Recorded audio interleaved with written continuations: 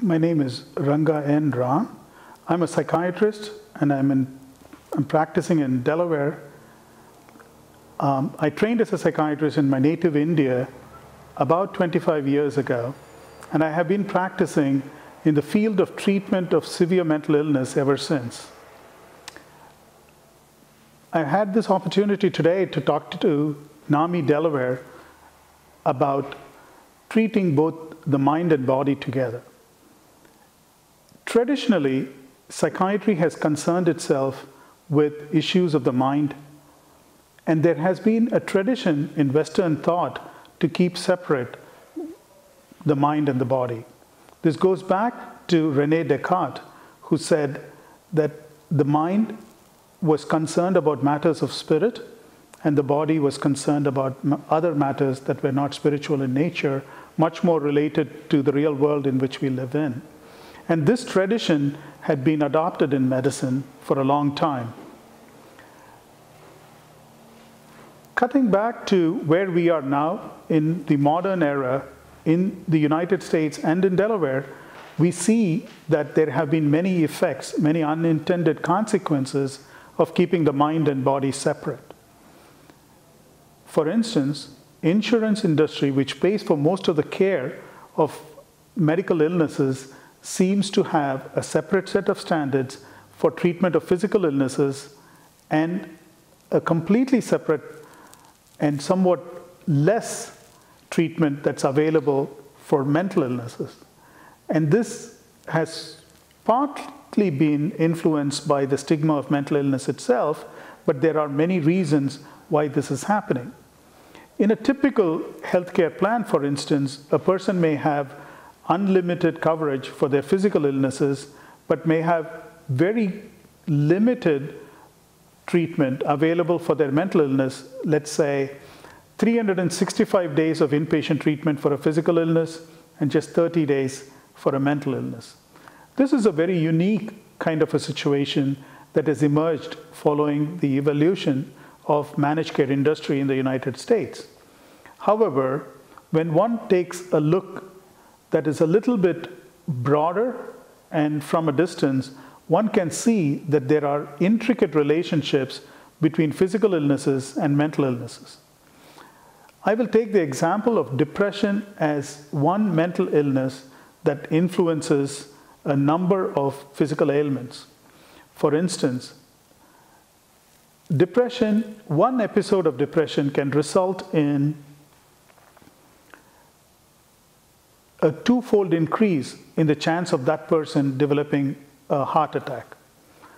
This is probably due to some common biological mechanisms that are involved in depression and are a risk factor for heart disease.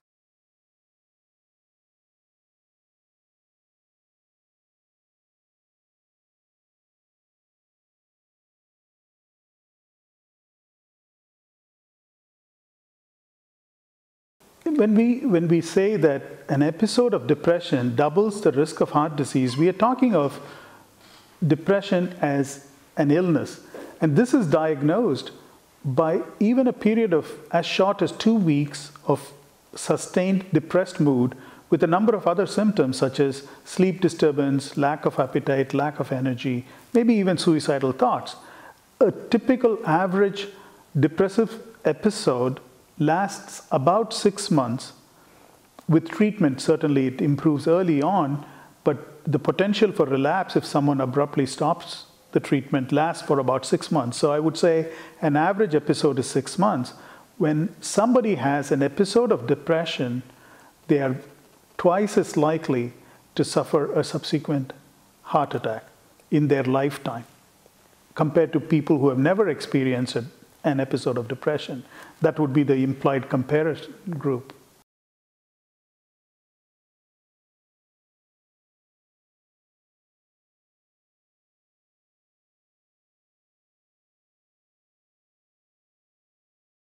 It's very much a Western way of thinking about illnesses, and as I pointed out, it goes to philosophies which have had deep Western tradition. In Eastern philosophies, the mind and the body were much more commonly thought of, And even today in the United States, when people listen to the title of my topic, Treating Mind and Body Together, there are many people who show up at this talk expecting a talk about holistic medicine, which is of an Eastern tradition. And that is really not what I'm trying to say. Even by Western thought, and even based on modern medicine, we know that there are numerous intricate relationships. I'll just go a little further along from what I had talked about to the audience, and I can tell you some of the other things that have been reported in the literature. The high cortisol levels associated with depression cause bone density to be decreased. This leads to osteoporosis. Rates of osteoporosis in the elderly who have suffered depression is very high. In the case of stroke, following a stroke, people can develop depression. The treatment of the depression after stroke not only improves their mood, but also improves their recovery from stroke. And it is just not about the rehabilitation being better, but the actual brain recovery appears to be better. Here is a very surprising finding that came about. When people are put on antidepressant after stroke, whether they have depression or not, their brain recovers better. Their rehabilitation is better.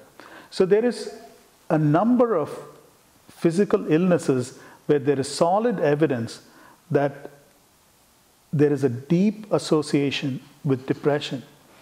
I didn't get a chance to talk about bipolar illness or schizophrenia, but in these illnesses also, there appears to be physical illnesses that are either associated or rarely associated with bipolar illness. One example that comes to mind is rheumatoid arthritis. There are a number of papers showing that people who have rheumatoid arthritis seldom, if ever, have schizophrenia. Why does the body have the ability to separate out these two illnesses? It must be linked to some protective benefit that having schizophrenia confers on those people that they don't develop rheumatoid arthritis. So the point I'm trying to make is, coming from different sides, there are many relationships between physical illnesses and mental illnesses, and this dichotomy between mind and body is indeed a false one. And the processes that affect bodily health seem to be affecting mental health as well. And the things that we do for good physical health are immensely helpful for someone's mental health. Good nutrition, exercise, regular habits, all of these seem to help both physical illnesses and mental illnesses.